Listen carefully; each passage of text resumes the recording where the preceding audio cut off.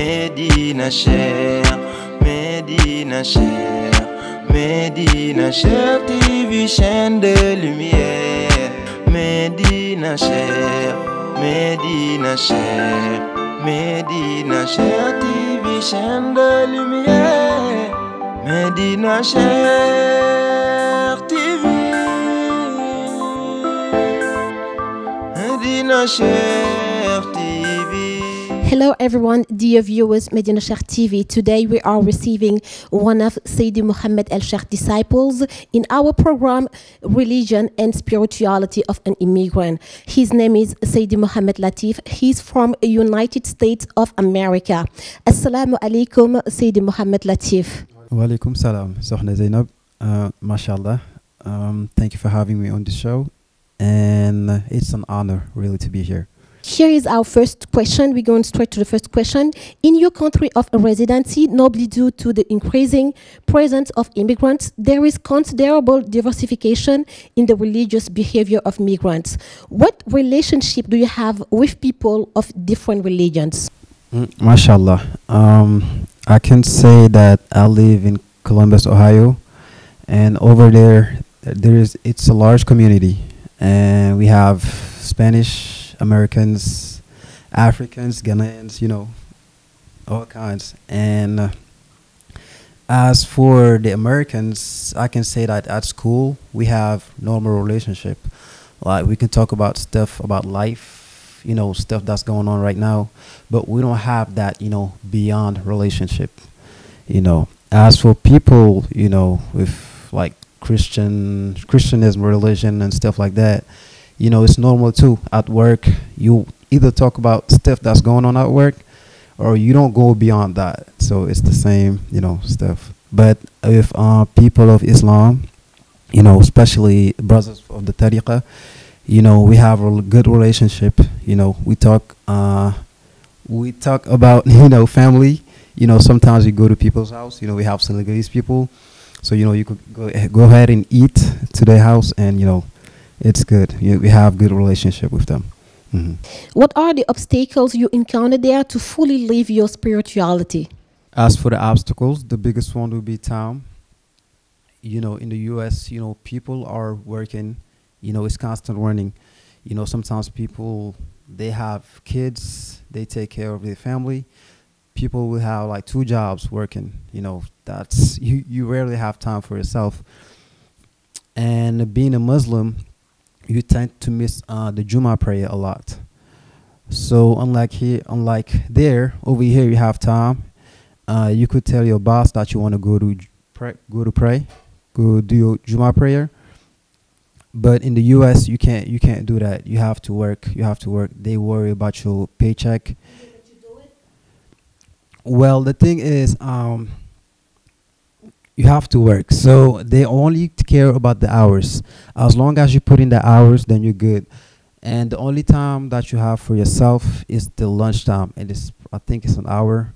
And you can't go outside because you don't have a mosque near the building, so that's the problem too. And also, I think another obstacles to living your spirituality in the United States would be not knowing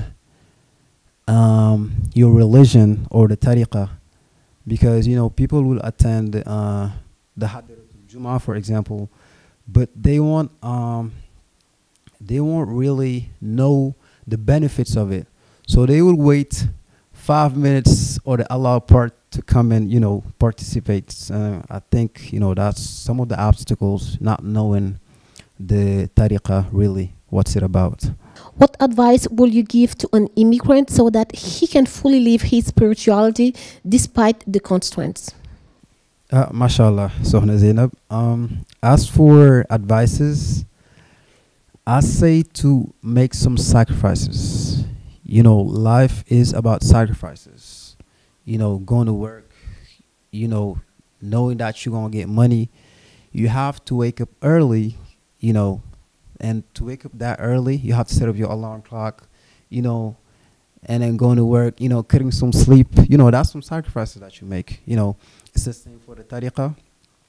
And you also have to make some sacrifices. And like Mawlaya CD Mohammed Cheikh said, in this tariqah, Mawlaya Cheikhou Tidjiani doesn't give out free candies to nobody. You know, if you adhere to the tariqah and you take the initiative, you have the initiative to take it, and you say that you wanna join this tariqah, then you have to accept the conditions and know what you have to do. If Mawlaya Cheikhou Tidjiani says your lazim as is, you have to do it in the morning, and after Asr do your wazifa and hadar Juma, then you have to respect it. You can't just try to skip some stuff, or like forget about your lazim and just do the wazifa and hadar. You can't do that. You can't do that. Which is not easy. Exactly. So you have to respect it. Same as the hadar to Juma.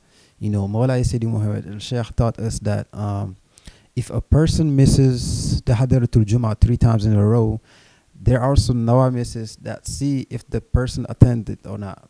If not, they will cancel you out. And Mawlaya Cheikhou Tidjiani himself has a notebook of every person in that tariqah, in his tariqah. So if he doesn't see that you attended 3 times without having any excuses, you automatically, excluded from the tariqah. So, people have to keep in mind of that, and try their best to commit themselves into what they sign into. You just said something, what are those? They are angels, they are angels, but they are special angels that were trained by Mawlaya Cheikhou Tidjiani, and they only accompany, should I say, the akhtabs, people with the saints with universal missions, such as Mawlaya CD Mohammed Cheikh, who is Imam AlMadhi al-Muntazar, of course. Oh, excuse me, I'm not cutting you off, but I heard you saying that Seydi Mohammed Cheikh is Imam AlMadhi al-Muntazar. How come? Yes, I will gladly answer that question. I think we all know we're living through tough times. Everywhere we go, there's problems everywhere. So it's clear that we're living in Akhiru Zaman. And when we say Akhiru Zaman, the Prophet ﷺ clearly gave some criteria that we can base on the arriving of Imam AlMadhi. For example, he said that he will be one of his descendants. So I think we can stop there, and I can go ahead and bring out some more criteria and say why he is Imam AlMadhi based on his descendant. Exactly. You mentioned some criteria, but the criteria that we used to hear more particularity in the United States, in the Arab world, etc. Imam Mahdi, it is an Arab and a descendant of the Prophet. How could you justify that? Yes. When we talk about the topic of Imam AlMadhi, it's very complex. Even over here, people are saying that Imam AlMadhi was already here and he died already. But if you go to the United States, the Shia, they have, their own opinion, with the 12 Imam and all that. But if we look at, what the Prophet ﷺ said regarding the descendants, we see that he has to be his own blood. So if you hear descendant, you might think that he will be Arab, but no, Imam AlMadhi is not Arab because he's dark skinned. Now, how can I justify that he is dark skinned? There is something called family in light. Like the Prophet ﷺ said to Mawlaya Cheikhou Tidjiani, Anta walidi haqqan, that's family in light. And Mawlaya CD Mohammed Cheikh is also a part of that family, the family of the Prophet ﷺ. Now, I can also bring out the 4 reincarnation. As Imam AlMadhi was born 4 times, 3 times in the Ruhaniyu, in souls, and the last one in human body. So the first one, he was born in Jerusalem. That's where he will meet the Prophet Isa alayhi salam. And he was born there in order to create a link with the Prophet Isa alayhi salam. And he was also born in Mecca. Yeah, he connected with the Hajar al-Aswad and also with the Prophet ﷺ. And he was also born in Maghreb, in which he had to take out a secret that Mawlaya Cheikhou Tidjiani Sharif gave him. And the last reincarnation would be from West Africa, and that's precisely in Senegal. MashaAllah. You've been telling me Seydi Mohammed El Cheikh, Seydi Mohammed El Cheikh. Can you please tell me exactly who's Seydi Mohammed El Cheikh? MashaAllah. I don't think that would be easy to say who is Seydi Mohammed El Cheikh, but we'll try to answer our best. Seydi Mohammed El Cheikh is the Caliph of Medina Cheikhou Tidjiani in light. You know, he is the fourth Akhtabs. And as we learned, there are four Akhtabs. So he's the fourth one. So he has the last mission on earth, which is Akhiru Zaman. And he's here to save all souls, take out injustice and bring out justice without having to fight anybody. All that, do it in peace. You know, I hope that answers that question. Who is Seydi Mohammed El Cheikh? So can you tell us how Seydi Mohammed El Cheikh has transformed your life away from home? MashaAllah. When I hear the name Seydi Mohammed El Cheikh, first of all, I think about the verse in Surah Al-Ma'idah where Allah says, Ya ayyuhallazina amanu taqullaha wabtaqu ilayhi wasila. You know, if I were to translate that, it will mean, oh, you who believe, fear Allah and seek a wasila in order to get close to Him. And to translate wasila, that also means a guide. And Seydi Mohammed El Cheikh is somebody, you know, we did not, you know, when we were in the US, we did not see him, you know, face to face. But he was able to change our life throughout his teachings. And from his teachings, I can say that listening to his recordings, we were able to practice our religion more seriously. You know, it's not like we were not used to pray. You know, we used to pray 5 times a day. But knowing him, we were serious about what we were doing. You know, we prayed on time and followed our religion, you know, assiduously. And also, there's something that he bought, that he put in us, meaning we were able to wake up at 4 o'clock, you know, where, you know, before we used to wait until like 5 or 10 minutes before Fajr. But now, you know, we have to wake up at 4 o'clock and, you know, start worship Allah. You know, that's not easy in this generation. And if you have somebody that can help you do that, you know, I'm pretty sure you're going to hold on tight into him.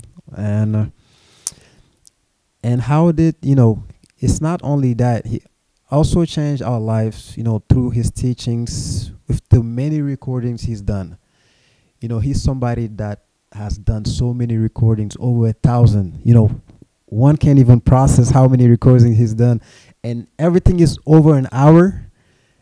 And every recording talks about a topic. It's crazy. And throughout those teachings, we don't have now, we don't just, you know, go and look for information regarding our religion. Everything is brought to us. You know, you just have to turn on your phone and just start listening. And he talks about everything. What I mean, everything from the prophets and their secrets, the secrets of Quran. Like, there's nothing you can ask him and he can't answer.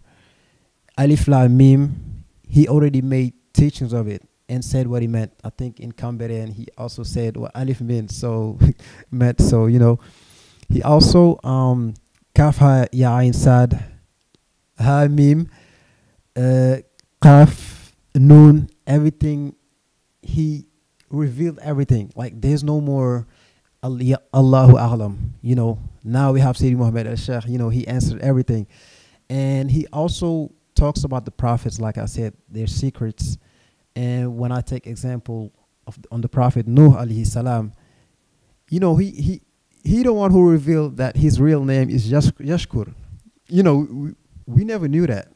You know, his real name is Yashkur, and the reason why is because he was making fun of a dog. And that's things that you know, people don't really teach you that. You know, it had to be the one from the end of time, the Imam AlMadhi. So you mean that all he does is revelations? Yes, that's correct. You know, some revelation. You know, I'm not even saying like 1% of it. I'm just saying, you know, because Seydi Mohammed El Cheikh is an ocean, and we can only talk about a drop of water that we know we got from the information, but we can't say everything. We can't say everything. But you know, through those teachings are now available, you know, in French, in English, and now everybody has access to those teachings. And it's not like he tells you basic stuff. It's like this microphone right here. You know, a sheikh or somebody can tell you that this is a microphone, and that's it. But CD Mohammed El Cheikh tells you that this is a microphone. It comes from this industry. This worker made it at this time. That's the revelation he's doing right now, and he's doing a phenomenal job. And he's been doing this since 2000s, like the year of 2000s. So just that, you can think of how many recording he's done. And I mentioned it. It's like 1,000, over 1,000. So I think that's crazy. And you know, having that knowledge, so many knowledge, you know, if you was somebody, you know, not humble, you will start, you know, try to big up yourself, and you know, but he doesn't do that. He's somebody who's humble. He's humble. Very, very humble. Like it, it's so crazy. Like you know, I had the chance to go to Medina Cheikhou and really. Oh, so you meet him? Yes. Oh, good. All the characteristics I've heard about the Prophet ﷺ it's in him. Like the way he talks to you, it's like he's talking to a king when he's Imam AlMadhi. Like he bring himself down. It's so crazy. The only thing I can say is that I can't wait for the Islamic Ummah, to find out who CD Mohammed El Cheikh is really, who CD Mohammed El Cheikh really is. MashaAllah. Thank you. MashaAllah, Seydi Mohammed Latif, you have answered all questions. Can you tell us your last words? MashaAllah. For my last words, I'll say this. We all know that, you know, we are going through it right now. It's the end of times. And at the end of times, there's only one savior, and that's Imam AlMadhi al-Muntazar. And Seydi Mohammed El Cheikh, who is Imam AlMadhi al-Muntazar, his mission will start in 2022. And people, you know, will know that he will be here. You know, they will feel his presence, you know, whether they like it or not. You know, he's the Imam AlMadhi, you know, and there's nothing we can do about that. So, you know, I'll just say this, people can prepare for it, try to know more information about who Seydi Mohammed El Cheikh, learn about his teachings, and hopefully, you know, God will guide them through the straight path. Thank you. And last but not least, I want to thank Medina Cheikhou TV for having me here in this show. Thank you very much. Dear viewers, we have reached the end of this episode. I'll take this opportunity to thank the whole team at Medina Cheikhou TV. See you next time. Thanks for watching.